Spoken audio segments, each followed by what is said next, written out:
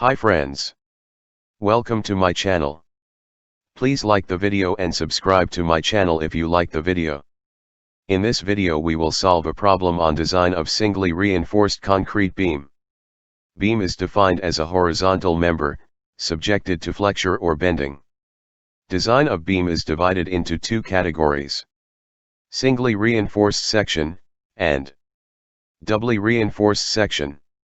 If reinforcement is provided only in tension zone, then the section is termed as singly reinforced section. These sections are designed for small spans subjected to light loads. Singly reinforced section is further subdivided as under reinforced section, balanced section and over reinforced section. Considering XU as actual depth of neutral axis, and XU limit as limiting depth of neutral axis. The conditions to design these sections are: when actual depth of neutral axis is less than limiting depth of neutral axis, or when bending moment is less than moment of resistance. We design this type of section as under reinforced section. In these sections, steel fail before concrete, and steel give prior notice before failure. So, it is a gradual failure. When actual depth of neutral axis is equal to limiting depth of neutral axis, or when bending moment is equal to moment of resistance, then we design this type of section as balanced section. In these sections, both steel and concrete fails at same moment, and steel give prior notice before failure. So, it is also a gradual failure. When actual depth of neutral axis is greater than limiting depth of neutral axis, or when bending moment is greater than moment of resistance, then we design this type of section as over reinforced section. In these sections, concrete fail before steel, and concrete doesn't give prior notice before failure. So, it is a sudden failure. As the failure in over reinforced section is a sudden failure, we don't design over reinforced sections for safety. For the condition of over reinforced section, that is, when actual depth of neutral axis is greater than limiting depth of neutral axis, or when bending moment is greater than moment of resistance, we design the section as doubly reinforced section. If reinforcement is provided in both tension zone and compression zone, then the section is termed as doubly reinforced section. Doubly reinforced section is designed for large spans subjected to heavy loads, and when depth of the beam is restricted. Now we will design a singly reinforced section by using limit state method. Slide 2. Here, a problem is given for design. A reinforced concrete beam is supported on two walls of 230 mm thick, spaced at a clear distance of 6 meters. The beam carries a superimposed load of 9 kN per millimeter square. Design the beam using M20 concrete and Fe415 steel, using limit state method. To design this problem, we are following a standard procedure in steps as follows. Step 1. Given data. In this step we are going to write given data from the given question. Wall thickness, W, equals 230 mm. Clear distance or clear span, L, equals 6 meters, which is equals to 6,000 millimeters. Superimposed load or live load equals 9 kN per millimeters square. M20 grade concrete and Fe415 grade steel is given. We have to design this problem using limit state method of design. Step 2. Stresses. For M20 grade of concrete, FCK will be equals to 20 newtons per millimeters square. And for Fe415 grade of steel, Fy equals 415 newtons per millimeters square. The figure here shows cross-sectional dimensions of a beam section. Breadth of beam is denoted with capital B, overall depth with capital D, effective depth with small d, and effective cover with d dash.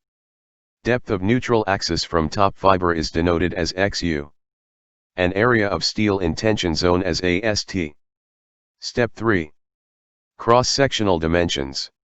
From IS 456 to 2000, the minimum breadth to be provided for a beam section is 230 mm. So, here, we assuming breadth as 300 mm.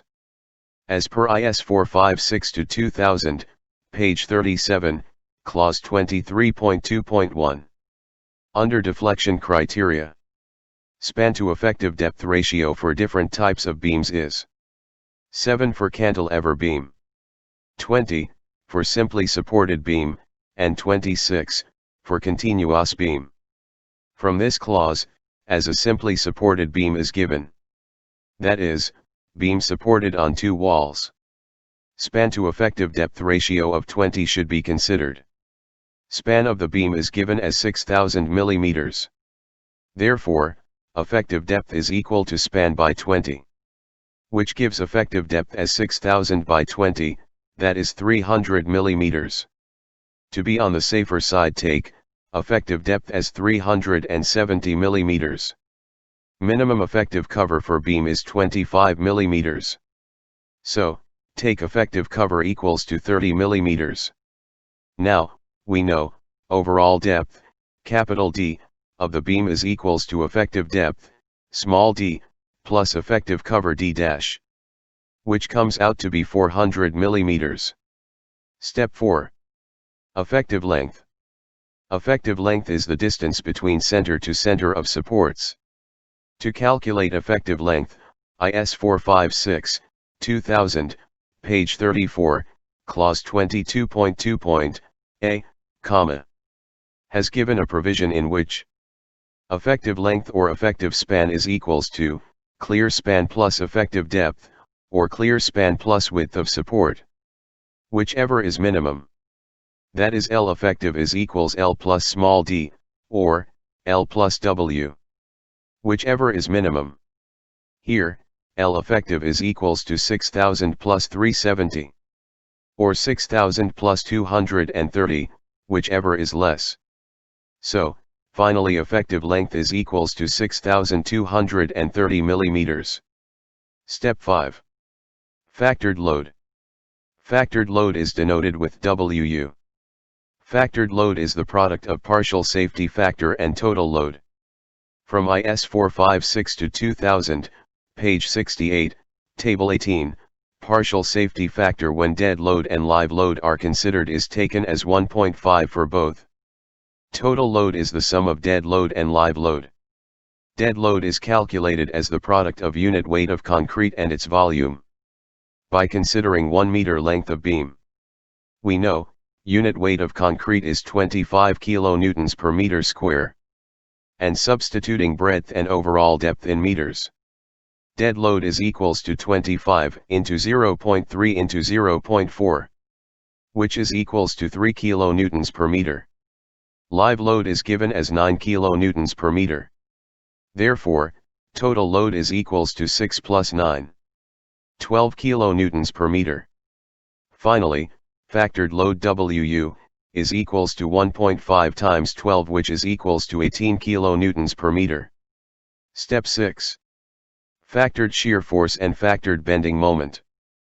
Factored bending moment for simply supported beam is given as WU times L square by 8. And factored shear force for simply supported beam is given as WU times L by 2. By substituting factored load, WU equals to 18 kilonewtons per meter, and effective length, L effective is equals to 6.23 meters. We get factored bending moment as 87.32 kilonewtons meter, and factored shear force as 56.07 kilonewtons. Step 7. Comparing actual depth of neutral axis XU and limiting depth of neutral axis XU limit. Actual depth of neutral axis is calculated by equating bending moment to moment of resistance from compression side. Moment of resistance from compression side is calculated as 0.36 FCK B XU times D minus 0.42 XU. From solving this equation, we get XU equals to 127.79 millimeters. From IS 456, page 70. Limiting depth of neutral axis is given as 0.53 times D, for Fe 250. 0.48 times D, for Fe415, and 0.46 times d, for Fe500 grades of steel. Here, Fe415 grade of steel is given, so, XU limit is taken as 0.48 times d, which gives 177.6 millimeters. Here, XU is less than XU limit. So, we have to design the beam as under reinforced section. Step 8. Check for effective depth. In this step, we have to check whether the provided depth is adequate to carry bending moment or not. Required effective depth is calculated by equating bending moment to moment of resistance from compression side. Substituting the values in the equation, we get required effective depth of section as 324.74 millimeters. This value of effective depth is less than the provided effective depth, 370 millimeters. Therefore, the provided depth is adequate in resisting the bending moment. Step 9. Area of steel. Area of steel is calculated by equating bending moment to moment of resistance from tension side. We have moment of resistance from tension side as 0.87 Fy ast d times d minus 0.42 xu. By substituting the values, we get area of steel ast as 764.55 square millimeters. By assuming 16 mm diameter bars, area of each bar is equals to pi times d square by 4, that is pi times 16 square by 4, which gives 201.06 square millimeters. Now, to calculate number of bars to be provided in tension zone, divide total area of tension steel by area of each bar. This gives 3.8 number of bars. But we can't provide 3.8 number of bars, so, we are providing 4 bars to be on the safe side. Therefore, provide 4 bars of 16 mm diameter as tension reinforcement. Step 10. Check for shear. Condition for the beam to be safe in shear is that the nominal shear stress in the beam should be less than critical shear stress. Nominal shear stress, TOV, is calculated by dividing factored shear force by area of cross section, that is breadth times effective depth. From the above calculation, we got nominal shear stress as 0.5 newtons per millimeters square. Critical shear stress, TOC, is calculated from IS 456, page 73, table 19. For this, first we have to calculate percentage of steel, which is equals to 100 times total area of steel divided by cross-sectional area. For percentage steel of 0.68 nm 20 grade concrete, we get critical shear stress, TOC, as 0.56 newtons per millimeters square. Here, TOV is less than TOC. That is, nominal shear stress is less than critical shear stress. So, the designed beam is safe in shear. This is the end of the problem. Please like the video and subscribe to my channel if you like the video.